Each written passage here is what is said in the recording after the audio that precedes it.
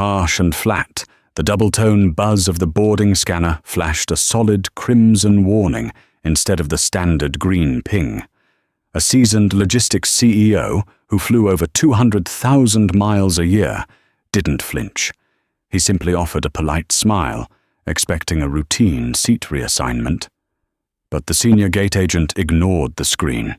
She looked at his dark skin, his unbranded sweater, and his worn duffel bag, her eyes hardening with instant contempt. "Sir," she announced loudly to draw an audience, "step out of the first-class line.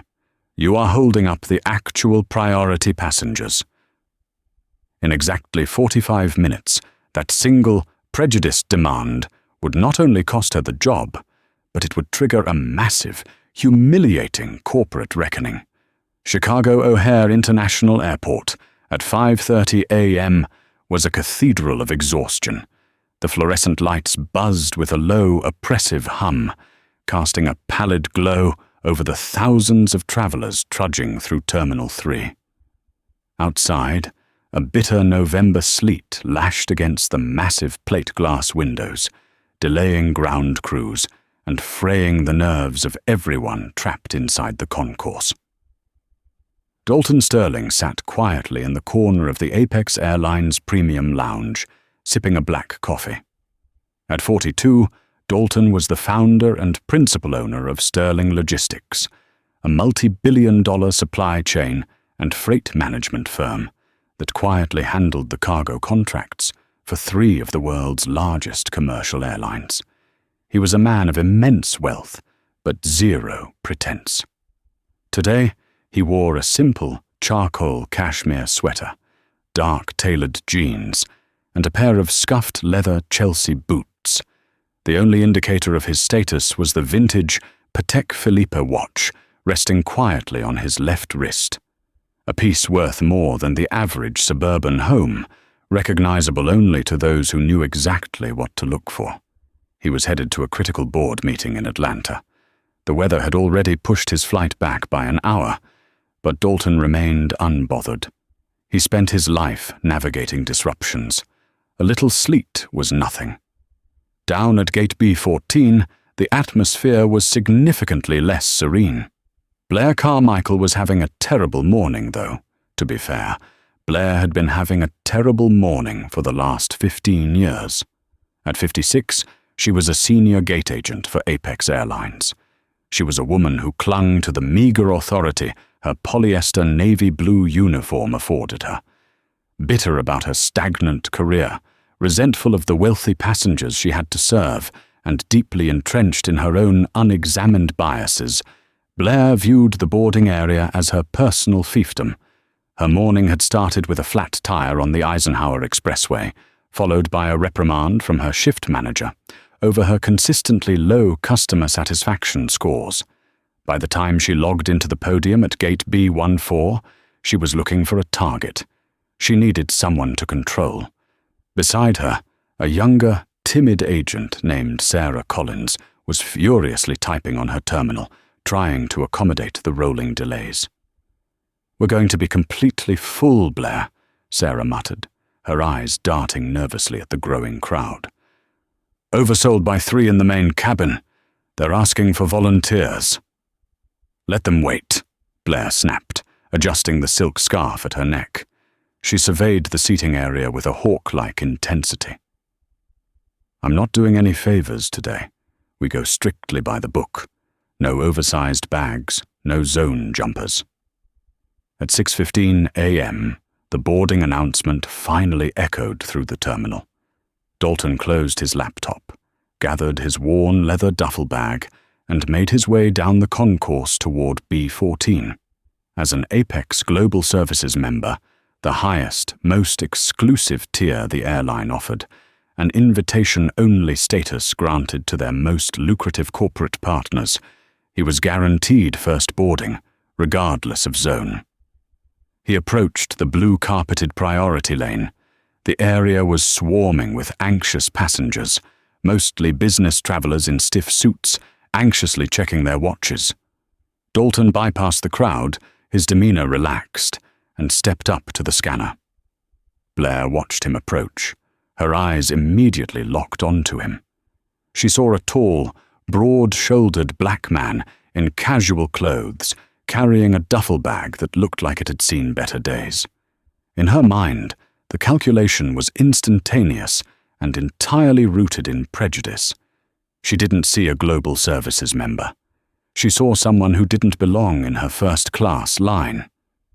She assumed he was an economy passenger trying to pull a fast one, hoping the gate agents were too busy to notice him slipping through with the premium boarders. Dalton held out his digital boarding pass on his phone. Blair didn't even raise her scanning gun. She crossed her arms and planted her feet, forming a physical barricade between Dalton and the jet bridge door. "Excuse me," Blair said, her voice unnecessarily loud, instantly drawing the eyes of the tired passengers waiting nearby. "Main cabin boarding hasn't started yet. You need to step back. We are currently boarding our first class and Global Services passengers only." Dalton stopped, mild confusion crossing his face before settling into an easy, polite smile. "I understand. I'm in seat 2A. He nudged his phone slightly forward. "Global Services." Blair let out a short, patronizing laugh. It was a terrible sound, sharp and dismissive. "Sir, I highly doubt that. Step aside. You are blocking the lane." "I assure you, I am on the priority manifest," Dalton said, his voice remaining level, completely devoid of the aggression she was hoping to provoke. "If you could just scan the code, it will clear this up." Reluctantly, aggressively, Blair snatched the scanning gun from the counter. She jammed it toward the screen of his phone and pulled the trigger. "Bizizzies or bizizzies." The screen flashed red. Blair's face lit up with a triumphant, malicious smirk. "Just as I thought," she announced, raising her voice even louder so the surrounding crowd could hear. "Invalid. I need you to step out of the line immediately, sir. I won't ask you again." Dalton stared at the red flashing screen on the podium monitor. He knew exactly what it was. It wasn't a rejection. It was an SSR code, a special service request indicator. Apex Airlines' system automatically flagged Global Services members who were connecting to international or high-security domestic flights for a standard secondary ID verification. It was a routine security protocol, an extra layer of white glove service disguised as a check, requiring the agent to simply verify his ID and personally thank him for his business. "It's an ID verification prompt," Dalton explained patiently. He reached into his back pocket and pulled out his wallet, retrieving his driver's license. "It happens occasionally with my profile. Here you go." He placed the ID on the counter. Blair didn't touch it. "I know what the system means, sir," she lied, her face flushing with indignant heat. She hadn't actually read the small text beneath the red banner. She had only seen the color of rejection and seized upon it.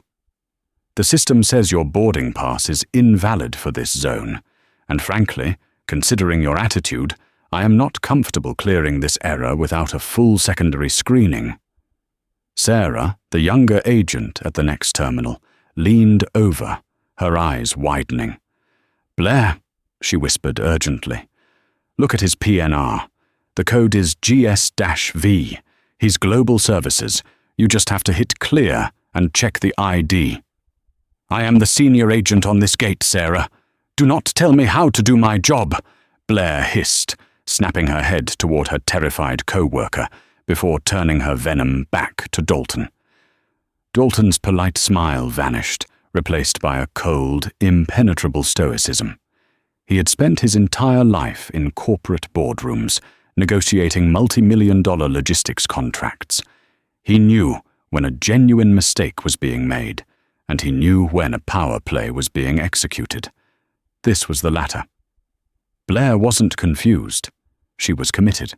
"Mum," Dalton said, his voice dropping half an octave, carrying the distinct, quiet authority of a man used to being listened to.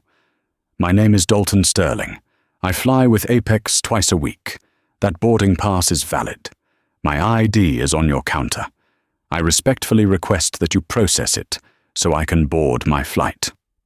"Your tone is becoming hostile, Mr. Sterling," Blair warned, stepping back from the podium and placing a hand on her radio.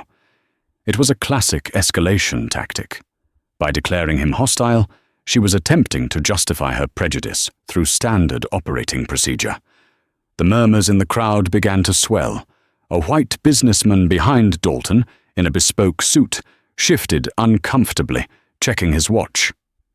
"Come on, lady, just scan the man's ID," the businessman muttered. "We've been delayed an hour already." Blair ignored the man, her eyes locked entirely on Dalton. "I'm going to ask you one last time to step out of the boarding area. Your bag," she pointed at his leather duffel, suddenly pivoting her excuse, "is clearly oversized. It won't fit in the overhead bin. It needs to be checked. And since you are refusing to follow crew member instructions, I am denying you boarding until we can get a supervisor down here." Dalton looked at his bag. It was standard carry-on size. He had flown with it 100 times. "My bag is regulation size," Dalton said, "and I have not raised my voice, nor have I refused any instruction. You have refused to scan my identification." "That's it!" Blair snapped. She unclipped the heavy Motorola radio from her belt. "Control, this is Gate B14. I need airport police and a duty manager to my location immediately. I have an aggressive passenger refusing to comply with boarding procedures." Sarah gasped quietly, covering her mouth. "Blair, you can't do that." "Watch me," Blair sneered under her breath. Dalton didn't move. He didn't shout. He didn't wave his arms. He simply stood at the podium, a pillar of absolute, terrifying calm.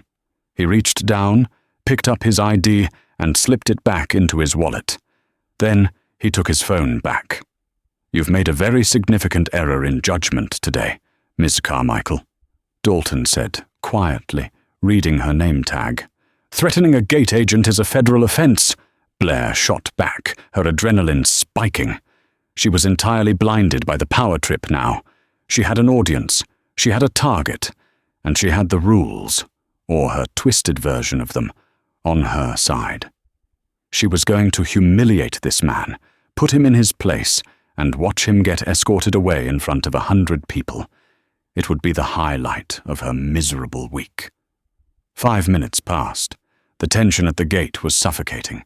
The entire boarding process had ground to a halt. 200 weary passengers stared at the standoff, muttering to themselves, some pulling out their phones to record, recognizing the all-too-familiar signs of a viral airport disaster in the making. Dalton ignored the cameras. He opened his phone, bypassed the standard contact list, and navigated to a secured folder.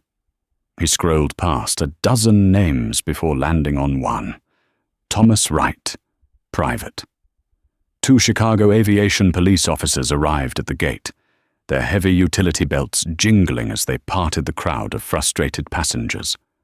Officer Hayes, a seasoned veteran with a graying mustache, took the lead, while his younger partner, Officer Miller, hung back to assess the crowd. "What seems to be the problem here?" Officer Hayes asked, stepping between Dalton and the podium. Before Dalton could even open his mouth, Blair launched into her theatrical performance. "Officers, thank God," Blair sighed, placing a hand to her chest, as if she had been in genuine physical danger. "This passenger, Mr. Sterling, tried to bypass the main cabin line to board with first class.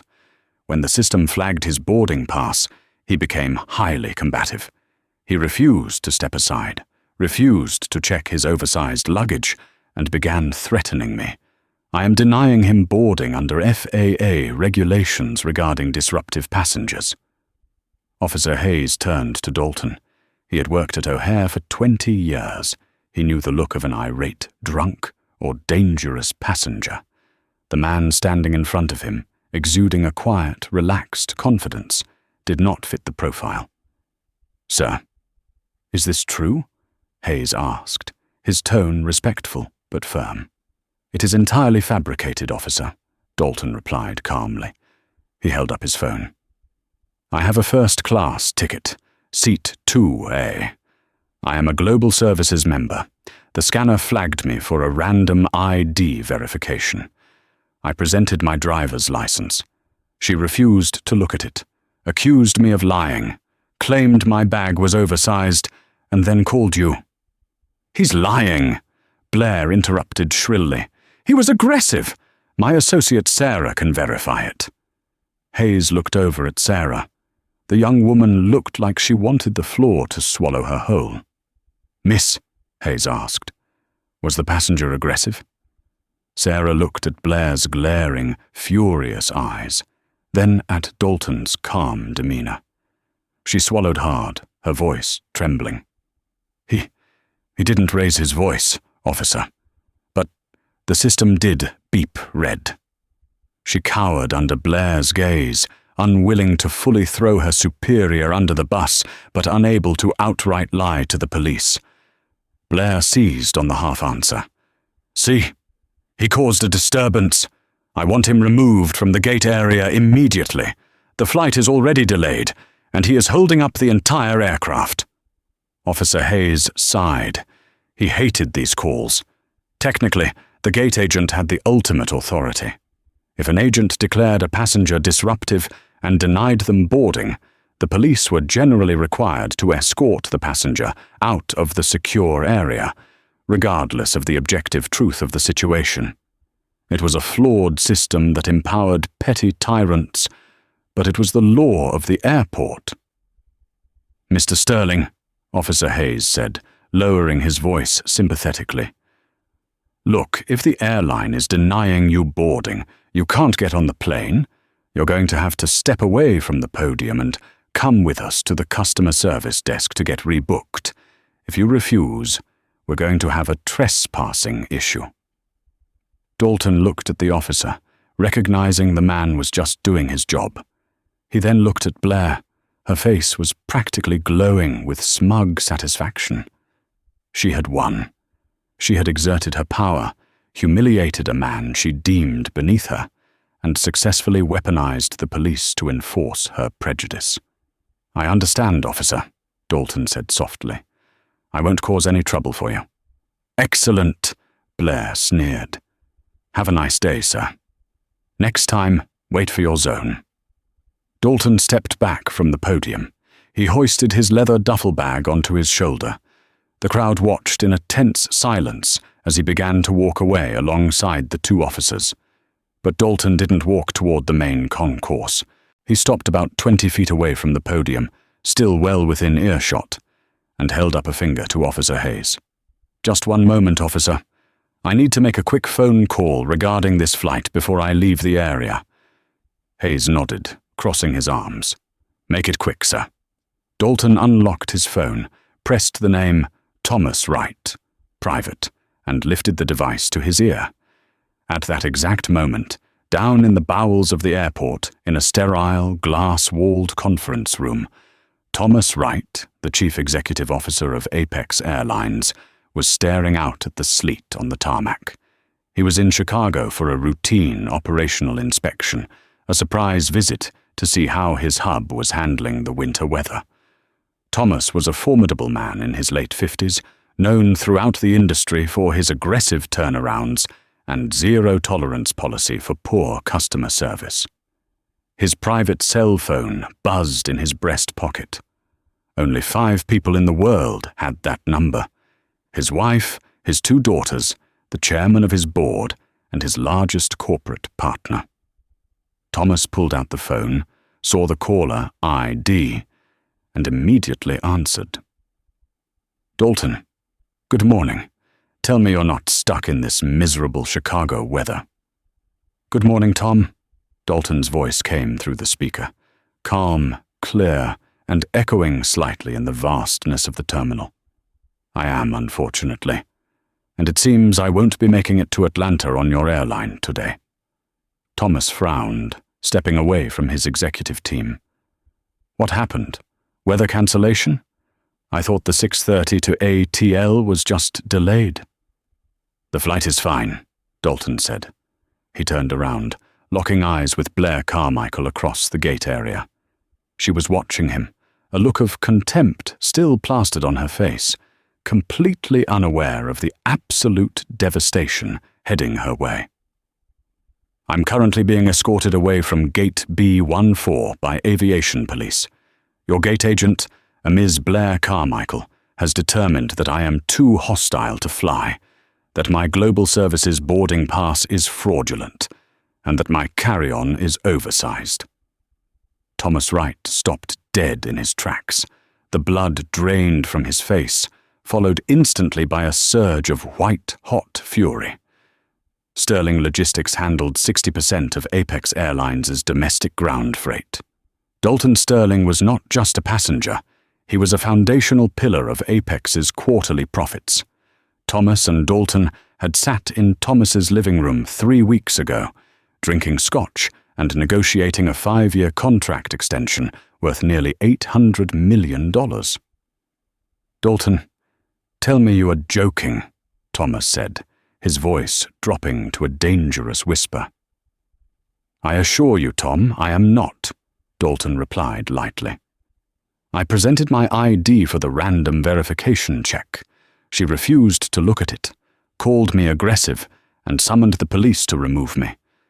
I thought you should know, considering we were supposed to finalize the new freight routing protocols on Thursday. I might have to look into chartering private from now on. The commercial experience is getting a bit unpredictable."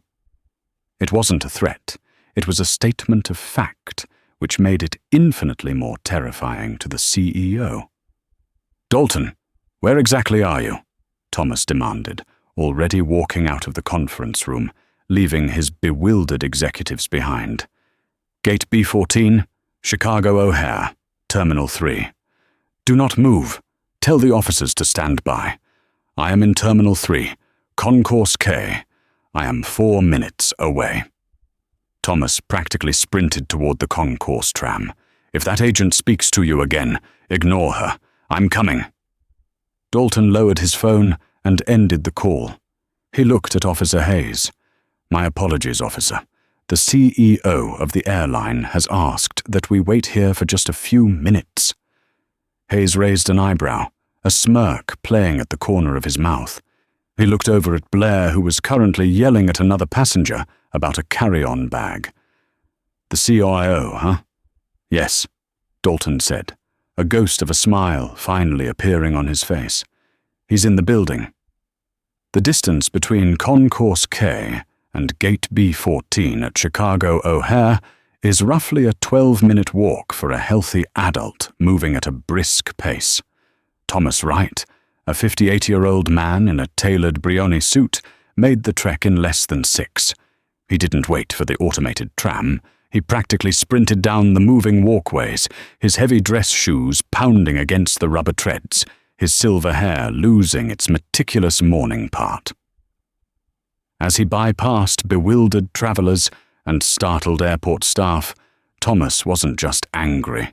He was mathematically terrified. Apex Airlines was still recovering from a dismal third quarter. Fuel prices were up, pilot union negotiations were stalling, and Wall Street was breathing down his neck. The only shining star in their upcoming earnings report was the newly negotiated freight routing expansion with Sterling Logistics. It was an $800 million lifeline. If Dalton Sterling walked away, and he had every right to, given the humiliating spectacle currently unfolding, Apex Airlines wouldn't just lose a contract. The stock would crater. Heads would roll. And Thomas knew his would be the first on the chopping block. Back at Gate B14, Blair Carmichael was entirely oblivious to the seismic event hurtling toward her. She had just finished scanning the last of the genuine first-class passengers. The line was clear, and she was preparing to call Group 1. She paused to adjust her navy blue blazer and cast a triumphant glance toward the windows, fully expecting to see empty space. Instead, her stomach tightened with a fresh spike of irritation. Dalton Sterling was still there. He was standing calmly by the floor-to-ceiling glass, his hands loosely clasped in front of him, chatting amiably with Officer Hayes and Officer Miller. He didn't look defeated. He didn't look humiliated. He looked like a man who was comfortably waiting for a very specific train to arrive. Blair's face flushed a deep, mottled red. Her authority was being blatantly ignored. She slammed her hand down on the podium, making her junior colleague Sarah flinch violently. "Unbelievable," Blair hissed. She marched out from behind the desk, her low heels clicking sharply against the linoleum as she closed the distance between the podium and the police officers. The remaining passengers in the seating area quieted down, sensing a second act to the drama. The cell phone cameras, which had briefly been lowered, were raised once again. "Officers!" Blair snapped, her voice piercing the dull roar of the terminal. "What is the meaning of this? I explicitly ordered this man removed from the boarding area. Why is he still standing here?" Officer Hayes let out a long, weary sigh. He turned slowly, hooking his thumbs into his utility belt. "Ma'am, Mr. Sterling is not causing a disturbance. He requested a moment to make a phone call regarding his rebooking, and we permitted it. He is well within his rights to stand in a public terminal." "He is a security threat," Blair lied loudly, leaning into the theatrics. "He is aggressively defying an airline directive. I want him escorted past the security checkpoint immediately, or I am calling the precinct captain." Officer Miller, the younger cop, frowned. "Ma'am, nobody is being aggressive here except you." "Excuse me," Blair shrieked, her voice echoing off the curved ceiling. "I am the senior gate agent for Apex Airlines. I dictate who flies and who leaves." "Actually," a deep, booming voice echoed from the edge of the crowd, cutting through Blair's hysteria like a physical blade. "I believe I have the final say on that." The sea of waiting passengers parted. Thomas Wright stood at the edge of the blue priority carpet. He was breathing heavily, a fine sheen of sweat on his forehead, his silk tie slightly askew. He didn't look like a man who had just run across an airport. He looked like a general stepping onto a battlefield. Pinned securely to his left lapel was a solid platinum badge, the Apex Airlines crest, encrusted with a single, flawless diamond. It was a badge issued to exactly one person in the company. Blair turned, her eyes narrowing at the newcomer. She didn't recognize him. In her 15 years, she had never seen the CEO in person, only heavily airbrushed photos in the corporate newsletters she rarely read. She saw an older, breathless man in a suit interfering with her power trip.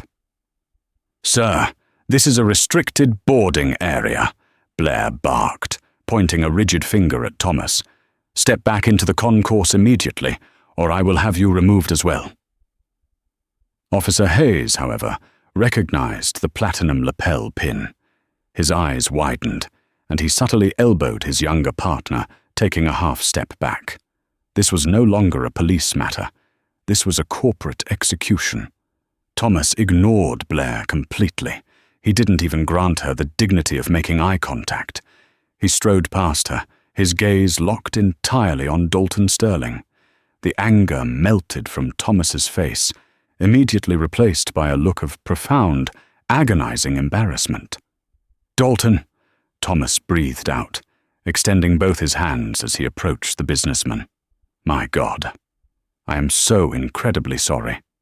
Are you all right?" Dalton offered a gracious, even smile and accepted the handshake, gripping Thomas's hands firmly. "I'm fine, Tom. Just a bit delayed. I appreciate you coming down here so quickly." "Quickly?" Thomas scoffed, shaking his head in disbelief. "I would have jumped onto the tarmac and stopped the plane myself if I had to. When you called me, Dalton, there are no words. This is completely unacceptable." The crowd of passengers went dead silent. The man in the bespoke suit who had earlier complained about the delay dropped his jaw. The phones recorded every second. Blair stood frozen in the center of the carpet. Her arm, which had been pointing aggressively at Thomas, slowly lowered to her side. A cold, creeping dread began to pool in her stomach. The absolute deference this wealthy, commanding white man was showing to the black passenger she had just humiliated was scrambling her brain. "Excuse me," Blair stammered, her voice suddenly losing its shrill, commanding edge. It came out thin and reedy. Who are you?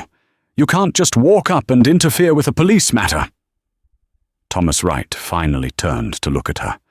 The warmth he had shown Dalton vanished, replaced by an expression so cold and unyielding it seemed to lower the ambient temperature of the terminal.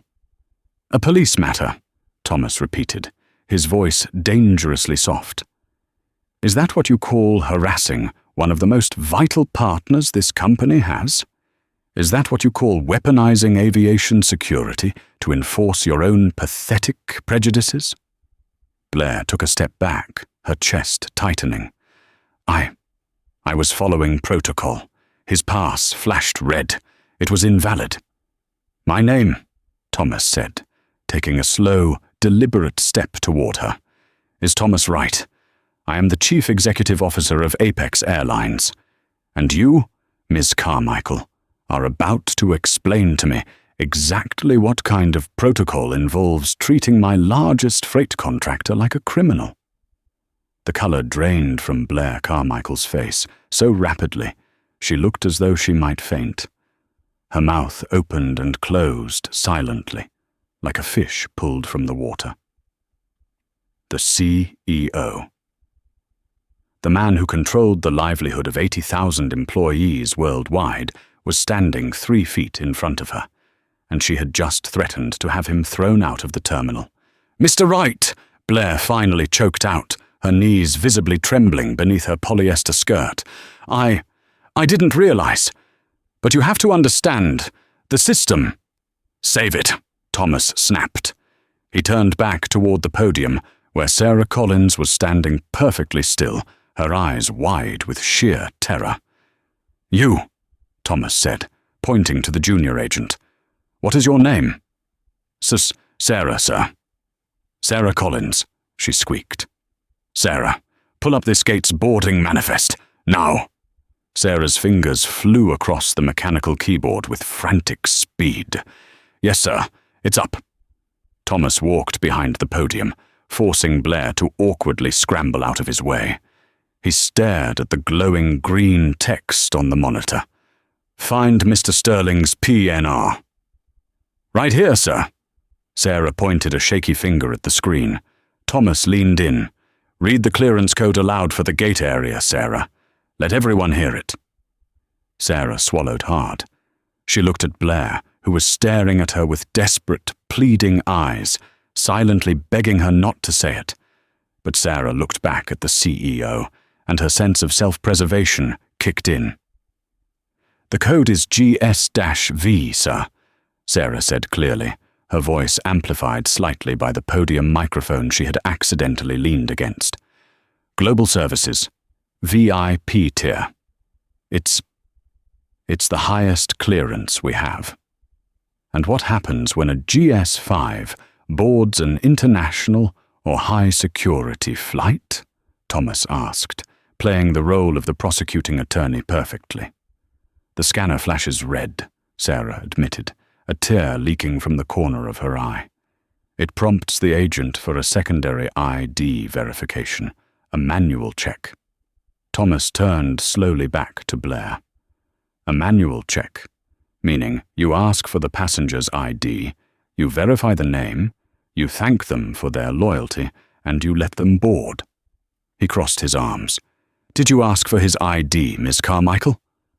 Blair's chest heaved. She was trapped, completely cornered by her own arrogance. He was acting suspiciously. He threw his ID on the counter. He was hostile." "That is a lie," Officer Hayes interjected loudly, stepping forward. He had seen enough. If the CEO wanted the truth, he was going to get it straight from law enforcement. "Mr. Wright, my partner and I responded to the call. Mr. Sterling was the calmest person at this gate. He was compliant, polite, and entirely non-threatening. Your agent here, Hayes pointed a thick finger at Blair, was the only one screaming. She fabricated the hostility to get us to remove him. A collective murmur of disgust rippled through the observing passengers. The wealthy businessman in the bespoke suit called out.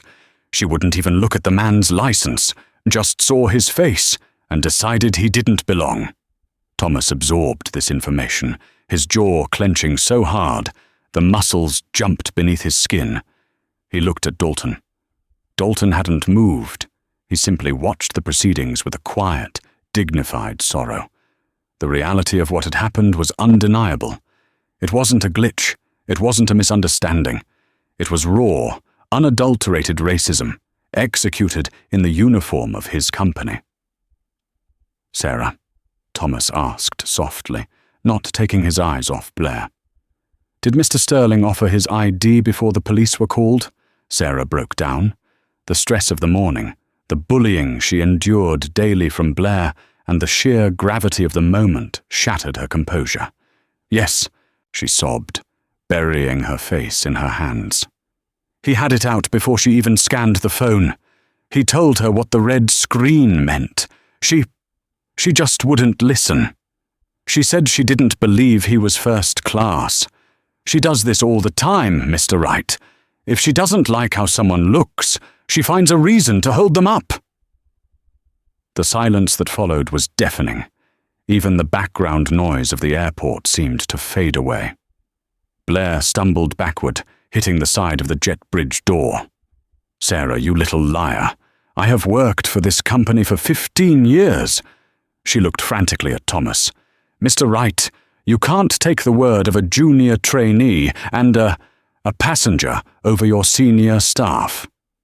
I am taking the word of 2 sworn police officers, a dozen eyewitnesses, and a man whose company keeps this airline solvent," Thomas said, his voice dropping to a glacial, terrifying whisper. "You haven't worked for this company for 15 years, Blair. You worked for this company for 15 years. Past tense." Blair gasped, her hand flying to her mouth. You can't fire me. I have union protection. There's a process." "Let the union try to defend a federally documented false police report," Thomas countered flawlessly. "Officer Hayes, did she file a formal disruptive passenger report with you?" "She initiated the call to dispatch, sir." "Yes, that's on the record," Hayes confirmed. "Filing a false security threat to summon law enforcement is a crime at an international airport," Thomas stated, his eyes locked on Blair's pale face. "If I were you, I wouldn't be worrying about the union. I'd be worrying about retaining a defense attorney." Thomas held out his hand, palm up. "Your badge, Miss Carmichael, and your radio, now. Mr. Wright, please," Blair begged, the tears finally spilling over. The sheer cruelty and superiority that had defined her demeanor mere minutes ago had completely evaporated. She was a broken, terrified woman staring into the abyss of her own making. "My pension. I have a mortgage. You should have thought about your mortgage before you decided to play God at my gate," Thomas said mercilessly. "The badge." With trembling hands, Blair unclipped the plastic Apex Airlines ID from her lapel. She unhooked the heavy Motorola radio from her belt. She placed them both into Thomas's waiting hand. "Officer Hayes," Thomas turned to the policeman. "As of this second, this woman is no longer an employee of Apex Airlines. She does not have clearance to be in a secure terminal. Please escort her to the public concourse." Hayes nodded, a grim satisfaction on his face. "With pleasure. Let's go, ma'am." As Blair Carmichael was led away, weeping openly, dragging her feet across the very carpet she had so fiercely guarded, the remaining passengers at gate B14 erupted. It started with a single, slow clap from the back of the crowd, and quickly swelled into a wave of genuine applause and cheering. The Wicked Witch of Terminal 3 was gone. Thomas didn't smile at the applause. He turned back to Dalton Sterling, his expression still etched with guilt. "Dalton, the plane is holding for you," Thomas said quietly, gesturing toward the jet bridge. "If you'll still do us the honor of flying with us today."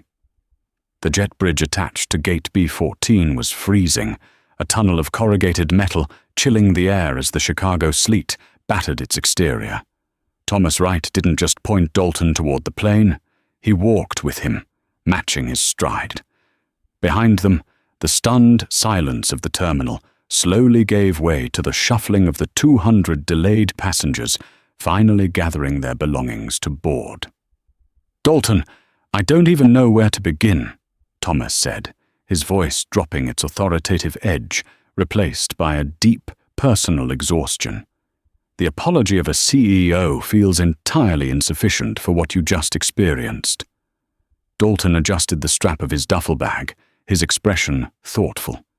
The adrenaline of the confrontation was fading, leaving behind the heavy, familiar fatigue of an indignity he had fought his entire life to transcend.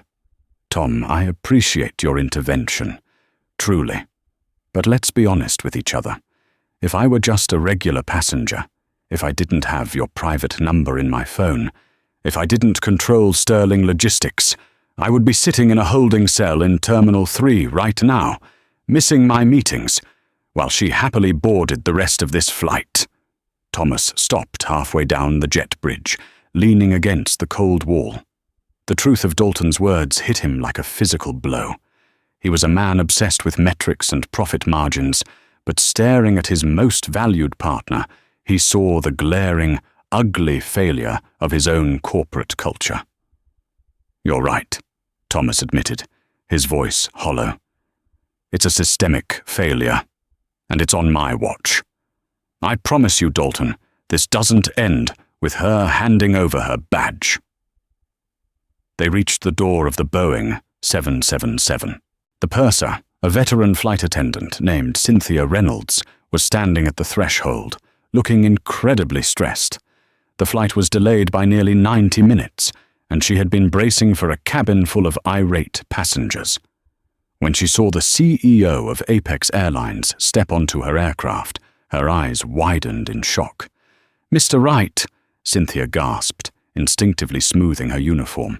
We were just waiting for the gate agent's clearance." "The gate agent has been relieved of her duties, Cynthia," Thomas said clearly, projecting his voice so the first-class cabin could hear. "This is Mr. Dalton Sterling. He is a Global Services member and a vital friend to this airline.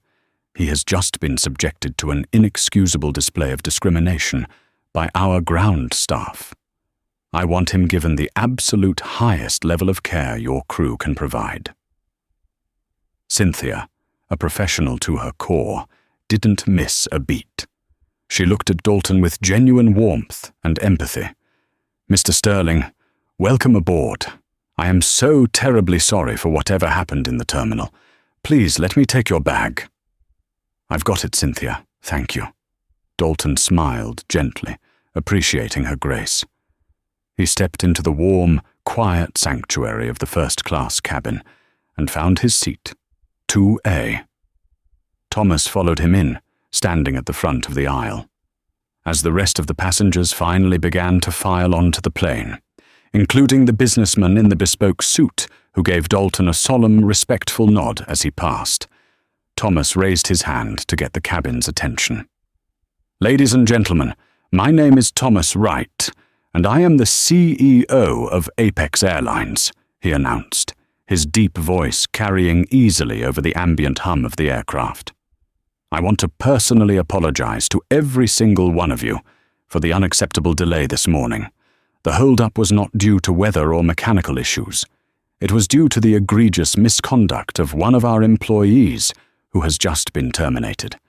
When you land in Atlanta, every passenger on this flight will find a full refund for today's travel automatically credited to your Apex accounts, along with a travel voucher for a future flight.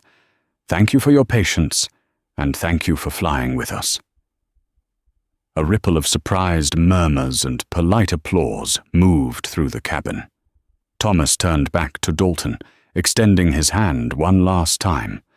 "I'll see you in Atlanta on Thursday for the contract signing, Dalton," Thomas said.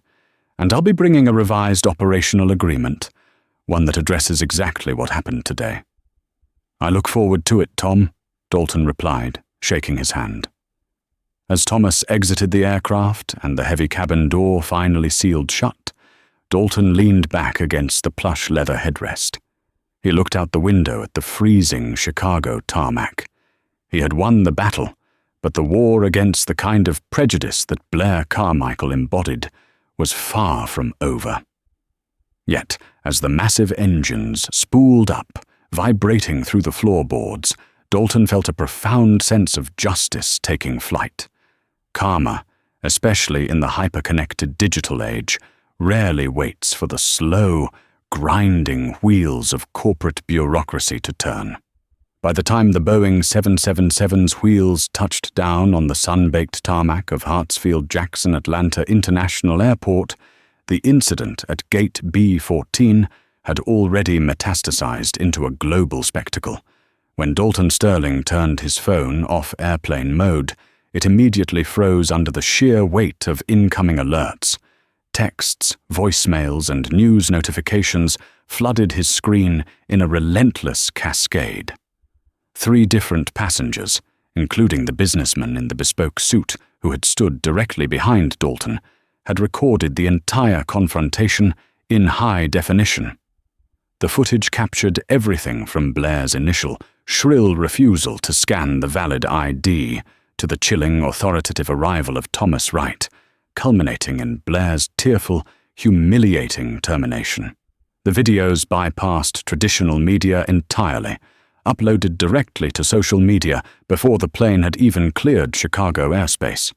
Within hours, the hashtag #GateAgentBlair was trending worldwide, accompanied by millions of views, shares, and a unified chorus of public outrage.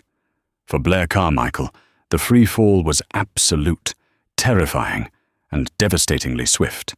She had spent 15 years building a small, bitter kingdom of petty authority behind a plastic podium, and it had been completely dismantled in exactly 45 minutes. When Officer Hayes and Officer Miller escorted her out of the secure area, the reality of her situation had not yet fully penetrated her panic. As she stood shivering in the concrete expanse of the O'Hare employee parking garage, clutching the cardboard box containing her few personal desk items, she assumed she would simply go home, call her union representative at the Transport Workers Union Local 556, and file a standard grievance. She believed the system that had protected her complacency for a decade and a half would protect her now. She was entirely wrong. When Blair finally reached her union rep on the phone, her frantic demands for legal protection were met with a heavy, uncomfortable silence. Because she had explicitly used the airport police radio network to declare a false security threat, a deliberate, malicious lie designed to summon armed law enforcement to forcefully remove a passenger she simply disliked. The Chicago Department of Aviation didn't view the matter as a simple corporate firing or a customer service dispute. It was a severe, documented security violation in a post-9/11 international hub. "Blair, you called in a Code 3 threat on a VIP," the union representative explained, his voice devoid of sympathy. "You lied to aviation police to weaponize them against a passenger. The union charter explicitly excludes protection for federal security violations. We can't touch this. You're on your own." 2 days later, the true weight of her actions crashed down upon her. Blair was formally charged by the Cook County State's Attorney's Office with filing a false police report, a Class A misdemeanor in the state of Illinois. The charge carried heavy financial fines and the very real potential for a brief jail sentence. But more importantly, it instantly voided any remaining union protections she thought she had. The The TWU released a brief, heavily vetted public statement, distancing themselves entirely from her actions, citing a zero-tolerance policy for discriminatory behavior and the misuse of federal aviation security protocols. Her pension was frozen pending the criminal investigation. Her reputation was annihilated by the relentless memory of the Internet, and she was blacklisted from ever working in the aviation industry again. She was left to face the public legal battle entirely alone, her life completely bankrupted by the very rules she had tried to weaponize against Dalton. Conversely, the fallout within Apex Airlines sparked a massive systemic revolution, driven entirely by a CEO who refused to look away from his company's ugliest reflection. Thomas Wright didn't let the momentum of his anger fade into the usual corporate damage control.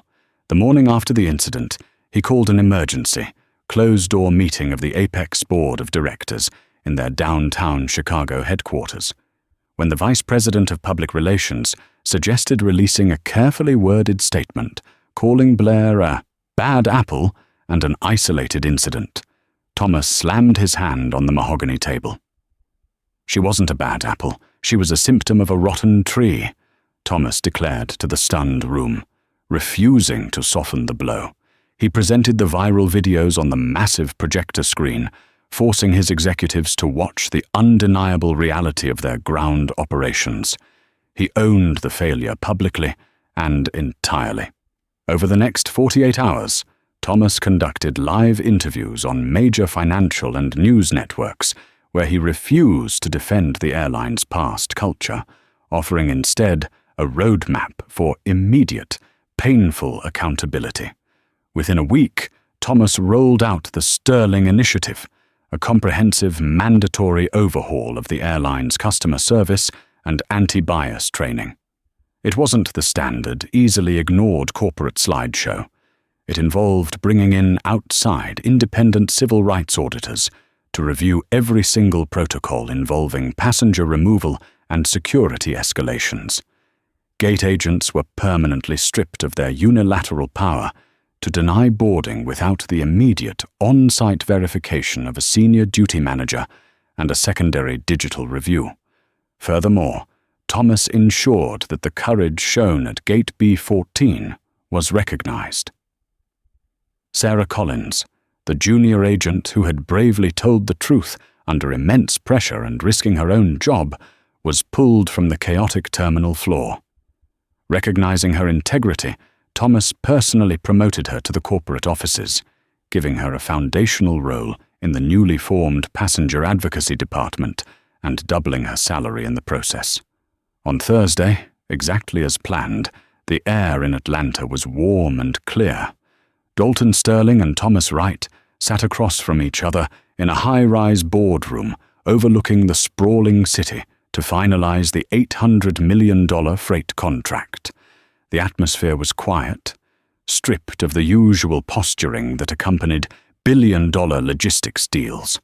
Thomas reached into his leather briefcase and slid the massive leather-bound contract binder across the polished mahogany table. "The routing protocols are exactly what you asked for, Dalton," Thomas said, his voice quiet but incredibly firm. "But before you sign anything, I want you to look at Section 4. Dalton raised an eyebrow, opening the heavy binder and flipping past the dense financial structures until he reached the specified section. There, embedded in the ironclad legalese of the corporate contract, was a legally binding diversity and inclusion operational clause. It wasn't a gentleman's agreement, it was a financial guillotine. The clause stipulated that if Apex Airlines failed to meet rigorous, independent quarterly audits regarding discriminatory practices against passengers or staff, Sterling Logistics had the absolute right to instantly terminate the entire freight contract without penalty or severance. Thomas had literally bet his company's most lucrative contract, and quite possibly his own career, on their ability to treat human beings with basic dignity. Dalton read the clause twice, letting the sheer magnitude of the concession wash over him. He looked up at Thomas, The older man held his gaze without flinching, an unspoken promise passing between them. A slow, genuine smile spread across Dalton's face, a profound acknowledgement of respect. He reached into his suit jacket, pulled out his gold fountain pen, uncapped it smoothly, and signed his name at the bottom of the document with a bold, decisive flourish. "Let's get to work, Tom," Dalton said. Outside the floor-to-ceiling windows, the harsh, bitter sleet of Chicago felt like a lifetime away. The skies ahead were incredibly clear. The incident at Gate B14 stands as a stark reminder that systemic prejudice cannot be completely erased by wealth, status, or a first-class ticket. Dalton Sterling's experience exposed a bitter reality. Bias often wears a uniform and hides behind the shield of protocol. However, the swift and absolute dismantling of Blair Carmichael's career serves as an equally powerful testament to accountability. When leadership chooses integrity over institutional defense, the culture shifts. Thomas Wright didn't just protect a lucrative corporate asset, he protected the fundamental dignity of a passenger, setting a precedent that rippled across the entire aviation industry. Karma, in this modern age, is not merely a cosmic balancing act. It is delivered through viral accountability, legal consequences, and the unyielding truth. True power is not found in the ability to deny a man his seat, but in the courage to ensure he is always welcome.